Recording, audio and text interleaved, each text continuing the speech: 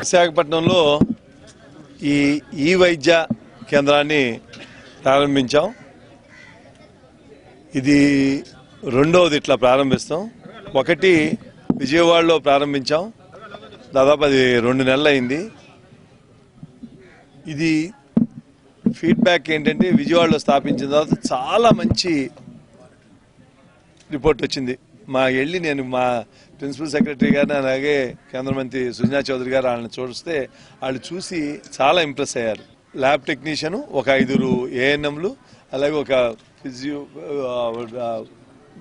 Pharmacist, drugs ఇస్తానికి డాక్టర్లు బేసిక్గా పెట్టుకుని వచ్చిన వాళ్ళకి ఇది టెలిమెడిసిన్ని ప్రైమరీ హెల్త్ అలాగే కమ్యూనిటీ హెల్త్తో కలిపి ఇంటిగ్రేట్ చేసిన ఇదన్నమాట.